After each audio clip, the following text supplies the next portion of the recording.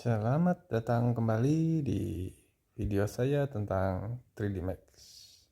Oke, ini sekarang kita sudah di bagian ke-6 ya, teman-teman. Dan terima kasih untuk teman-teman yang selalu setia mengikuti video saya. Semoga ya video saya dapat memberikan sesuatu untuk kalian berkarya. Oke. Ya, ini seperti kalian lihat ya.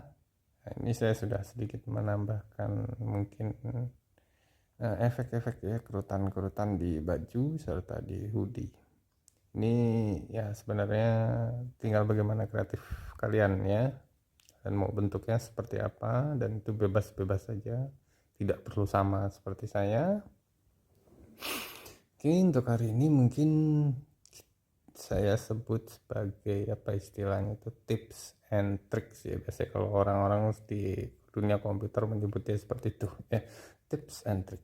Oke, untuk bagian topeng ya, karena bagian topeng ini dia akan memiliki, kalau kalian perhatikan, ketebalan ya, tapi akan berbentuk sama ya, antara depan dan belakang itu berbentuk sama. Jadi kita clone aja ya, topeng ini kita clone, kemudian kita kasih nama topeng depan. Oke ya, seperti ini. Jadi sekarang ini ada dua ya, satu topeng biasa, satu topeng depan. Kita buang dulu modifier-modifiernya ya. Nah ini ya modifier, jadi kita satu sisi aja, dan kita pilih topeng. Nah, ya kalian bisa lihat ya, topeng depan dan topeng, jadi ada dua, semua dia bertumpuk. Oke, kita pilih topeng, terus kita masuk ke sub polygon ya, seperti ini. Kalian pilih semua poligonnya, terus kalian lihat di sini satu fungsi yang namanya flip ya. Nah ya, seperti ini. Jadi dia punya poligon itu berbalik, teman-teman ya. Untuk yang topeng depan ya, ini dia tidak terlihat ya, karena memang dia bertumpuk ya, teman-teman. Kalian ke poligon lagi, pilih semua ya. Semua poligon kalian pilih, kemudian kita extrude ya. Nah ini ya, extrude. Nah, dalam hal ini mungkin cukup 0,1 ya, tapi saya mau contohkan dulu supaya kalian dapat lihat apa sih sebenarnya yang terjadi. Nah ini yang saya maksud ya. Jadi dia punya dua sisi depan belakang yang sama, teman-teman. Nah ya, tanpa kalian harus membuatnya lagi. Oke, kita balikan ke 0,1 karena saya rasa cukup sudah ya, 0,1 itu sudah cukup tebal untuk sebuah topeng ya, untuk sebuah topeng sudah cukup baik. Nah ya, kalian bisa lihat ya, seperti itu. Bahkan di bagian mata pun ya itu agak cukup detail ya, nah, kalian bisa lihat tebalnya ya. Jadi seperti ini triknya ya, kalau teman-teman mau membuat sesuatu yang tebal depan dan belakang.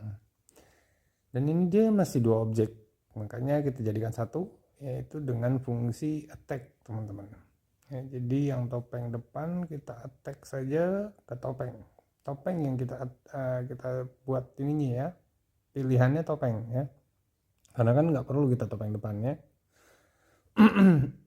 Kalian klik otomatis ya, maka topeng depan dan topeng telah bersatu dan hanya tinggal topeng dikasih nama sama 3D Max.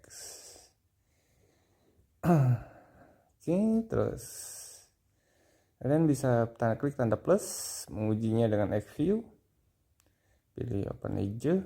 Nah ya, karena memang dia masih terpisah ya, jadi cara mengakalinya dia menjadi satu dan supaya tidak ada error edge tuh, kita tes dengan Xview, terus kemudian kalian bermain di bagian vertex, teman-teman ya. Kalian bisa lihat ya. Nah ini bagian vertexnya memang masih akan ada dua di garis itu ya, kalian bisa lihat nanti, coba. Tuh ya, bagian vertex. Bentar saya rubah dulu supaya kalian bisa lihat zoom. Nah seperti ini. Nah tuh ya, kalian pilih pasti garis hijaunya itu ya. Nah kalian bisa lihat ada 2 vertex karena memang dia bertumpuk ya. Kalian weld ya seperti itu, nanti akan jadi gabung ya antara bagian topeng tadi sama topeng depan. Nah seperti ini teman-teman ya. Dan ini kalian lakukan sepanjang garis hijau ini teman-teman ya.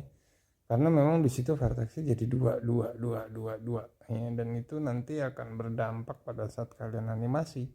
Makanya perlu untuk dijadikan satu ya, supaya tidak terjadi error ataupun mungkin tiba-tiba vertex itu lari entah kemana ya, karena kadang-kadang 3D Max seperti itu ya, ada satu lonjakan vertex yang tiba-tiba melompat terlalu jauh ya. Oke ya, kalian bisa lihat ya, setiap kali saya weld maka dihilangkan garis hijaunya karena dia memang sudah bukan lagi open edge ya, bukan open edge melainkan sudah menjadi satu garis satu utuh. Ini saya skip aja karena prosesnya seperti itu ya, semua dijadikan satu ya, jangan sampai ada garis hijau open edge. Oke ya, jadi kalian sekarang sudah tahu triknya ya, jadi kalian bisa membuat seperti itu.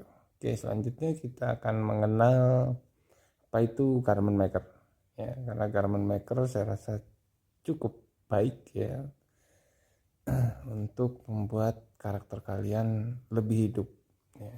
Nah ini dia, ini kalian bisa lihat tuh ya, yang orange itu saya buat dengan garment maker teman-teman. Itu nanti akan membuat efek kain ya, kain yang cukup alami bergerak sesuai dengan karakter kita tanpa kita harus membuat keyframe untuknya. Dan garment maker hanya dimulai dengan sebuah shape teman-teman ya, shape line ya, yang disebutnya mungkin istilahnya di 3D Max itu adalah S-spline. Oke, ini memang masih ada bagian yang belum tercover sama sabuk. Nanti kita bisa akalin mungkin dari sabuknya ya, jangan dari garment maker yang kalian rubah, jangan. Oke. Nah nih teman-teman bisa lihat ya, ini hanya seperti ini ya, hanya seperti garis ini ya. Kalian tinggal buat ya. Dan ingat ya, ketika kalian akan memulai dengan garment maker dan modifier cloth, ada baiknya file kalian backup dulu ya, dengan mungkin menyimpan 2 file. Terus juga gunakan fungsi clone. Ini saya perlihatkan ya. Di sini saya punya kain belakang, terus kain belakang 001, kemudian kaki dan kaki 001. Karena memang kain ini akan berhubungan dengan bagian kaki ya. Kainnya akan berfungsi sebagai cloth, sementara kaki akan menjadi reflektornya ya, defektornya itu. Nah ini kita cloning ya, untuk menjaga terjadinya kerusakan ya. Karena memang kadang-kadang cloth dan garment maker ini agak sedikit membuat karena dia real time teman-teman ya, real time simulasi, jadi kadang-kadang itu suka membuat 3D Max ya suka error ya. Oke, di sini kalian bisa lihat ya, tadi ada kaki ya, kemudian kaki salah satu ya, modifiernya beda-beda ya, yang satu cloth editable mesh, kemudian juga kaki dia masih editable poly. Oke, kain belakang juga begitu ya, kalian harus bikin dia 2 ya, karena nanti suatu waktu kehilangan shape saya takutnya ya, kalian akan kehilangan bentuknya.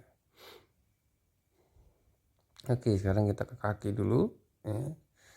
Ini saya hanya akan mencontohkan saja ya. Kita jadi istilahnya membuatnya, kalian pilih copy ya, jangan yang intens ya, tapi yang copy ya. Nah ini turbo smooth kalian buang saja, mirrornya juga kita convert aja dia ke editable mesh. Ini kenapa enggak mau saya collapse ini, ada masalah apa ini? Oke. Oh ya, bisa juga. Saya tidak tahu kenapa itu ya. Memang kadang-kadang suka seperti itu. Oke, yang penting tadi kaki yang editable poly sudah kita backup ya, dan kita modif yang kaki 002. Sebenarnya kalau kalian mungkin ke 001 ya, tapi karena ini kebutuhan video ini jadi saya bikin ada satu lagi yaitu 002. Oke, kemudian kain belakang.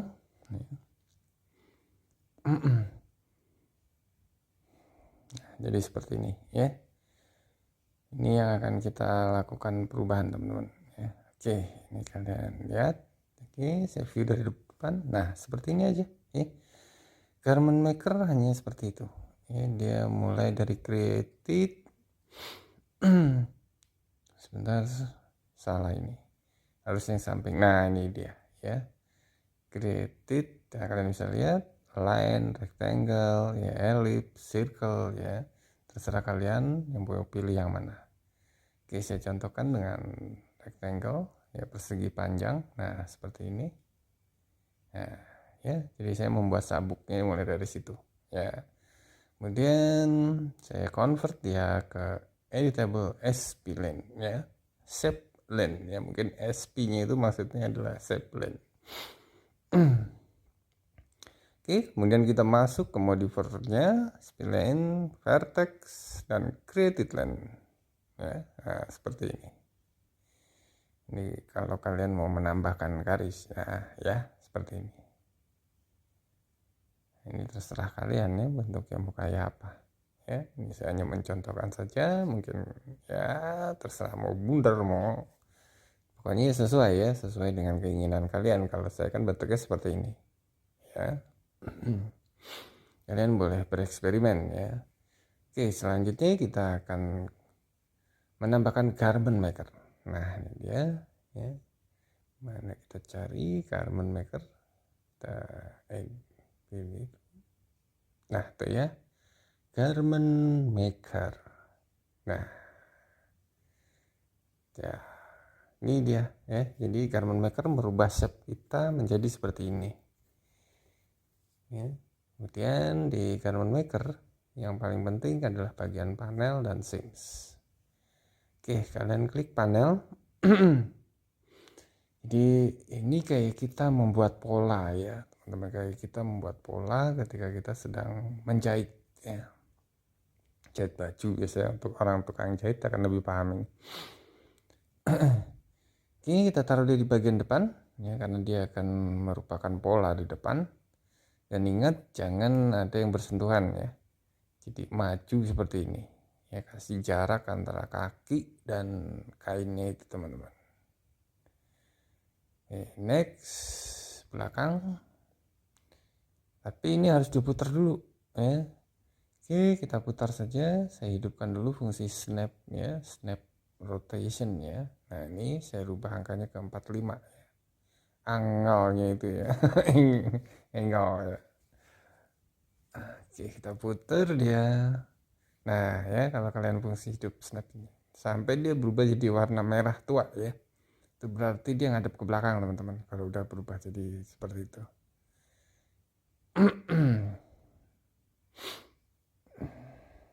Oke, kita taruh dia di tengah ya, dengan merubah posisinya menjadi 0. Kemudian kita tarik dia ke belakang ya, karena memang depan dan belakang ya, polanya itu akan bentuk depan dan belakang. Nah, seperti ini, kasih jarak juga ya.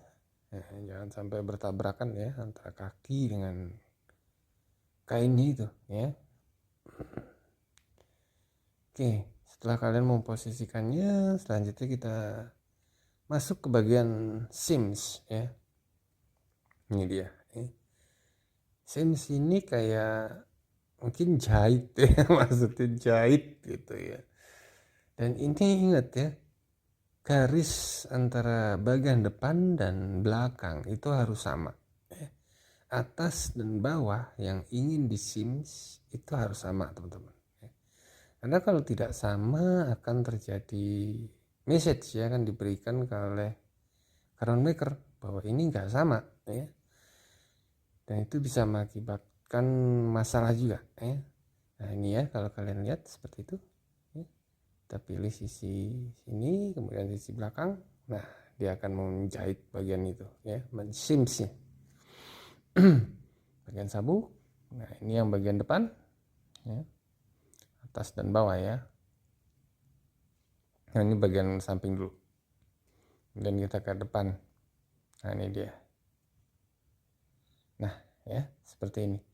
Ini bagian sabuk sama bagian kain belakangnya itu harus sama ya teman-teman. Jaraknya itu harus sama, lebarnya, tingginya dan lebarnya itu harus sama. Oke, setelah itu kita add modifier lagi yang disebut dengan clothing ini maksudnya cloth. Nah ini dia ya. Terus kemudian klik object properties, kain belakang kalian pilih, kalian tentukan dia sebagai cloth. Kemudian di preset kalian pilih mau bahannya apa ya, entah itu katun ya, bulat, satin ya, rubber ya. Dalam hal ini saya pilih polyester karena agak sedikit kaku dan juga tidak terlalu lemas ya polyester. Mungkin seperti bahan kemeja ya teman-teman ya, polyester itu. Oke, terus yang terpenting adalah offset. Kalian rubah ke 0,2. Offset itu maksudnya jaraknya. Add object, kemudian kaki ya, kalian pilih add. Hanya saja bedanya di sini kaki adalah collision objectnya teman. Nah ini dia, tentukan dia sebagai collision object. Dan begitu juga dengan offsetnya ya, jangan satu terlalu jauh, 0,2. Jadi jika kain tadi 0,2 kemudian kaki 0,2 berarti 0,4, dan saya rasa itu udah cukup jauh ya. Kalau 1, 1, 2 ya berarti jauh sekali tuh. Oke ya, seperti ini. Kemudian di cloth kalian tinggal simulate lokal teman-teman ya. Ini saya cek dulu apakah kaki sudah mendapatkan fungsi clothnya. Ya, dia sudah mendapatkan. Kemudian kita balik lagi. Nah ini dia, simulate lokal. Jangan yang simulate ya, tapi yang simulate lokal, karena untuk membentuk dulu. Nah ini dia, seperti ini. Begitu kalian klik simulate lokal, maka bajunya dijahit ya. Bajunya dijahit seperti itu. Oke, matikan fungsi use sewing, karena kalau kalian tidak matikan ini terbuka seperti ini ya. Jadi kalian matikan dulu use sewingnya itu, kemudian kalian klik lagi simulate lokal. Dia akan seperti ini ya. Jadi kalau kalian sudah matikan fungsi use sewing springnya itu, dia akan nutup seperti ini. Nah, ya. Cukup mudah ya teman-teman ya, dan cukup wow kalau saya rasa fungsi ini. Oke, selanjutnya gimana jika kalian ingin merubahnya ya. Ingat, cloth ini agak sedikit dominan teman-teman, modifier yang cukup dominan cloth ini. Jadi kalian harus, sebelum kalian menghapusnya, di situ ada yang namanya tuh ya, kalian bisa lihat begitu saya turun ke bawah langsung dikasih message ya. Karena memang cloth ini berpengaruh banget. Jadi kalian pilih object properties ya, ini sebelum kalian remove ya. Ingat kalian masih punya kaki ya, dan dia bagian dari cloth, remove. Nah seperti ini. Ini kalau kalian lupa itu fatal banget teman-teman ya. Itu bisa error nanti filenya ya. Oke, nah ini kita pastikan kaki sudah hanya editable mesh, dia sudah dikeluarkan dari cloth. Kemudian baru clothnya kalian delete. Nah ya, jadi sekarang kalian bisa lihat dia kembali ke garment maker dan S9 kalian. Nah seperti ini, dan tidak ada message apa-apa ya. Nah di sini kalian terserah ya, kalian tinggal rubah ya. Dalam hal ini mungkin saya akan memberikan contoh. Kita akan menambahkan garis teman-teman yang menambahkan vertex. Nah ini kita refine ya. Kalau menambahkan vertex di spline dengan refine, nah seperti ini. Ini juga gitu ya, jaraknya harus sama. Jika bagian depan kalian potong begini, maka bagian belakangnya pun juga harus kalian potong ya. Nah ya, dan itu juga sama tinggi ya. Itu kalian bisa lakukan dengan mengcopy nilai z-nya. Nah ini kita copy ya, kemudian kita pilih vertex sebelahnya, kita paste. Kita paste otomatis itu sama teman-teman ya. Jadi jangan ragukan itu ya. Karena memang untuk copy paste udah pasti sama tingginya ya, semenjak nilai z-nya ya. Oke, sekarang kita akan rubah dia. Di sini saya akan membuat dia melebar ya. Nah seperti ini ya. Jadi bentuknya berubah pasti teman-teman ya. Tentu kalian ingin ya merubahnya ya, karena kan tadi dia ngerucut bentuknya dan itu salah ya. Oke, kita dibuang dulu yang bagian ini. Yang bagian ini kita bisa copy dengan fungsi mirror. Nah ini dia, kalian klik copy, kemudian kalian klik mirror.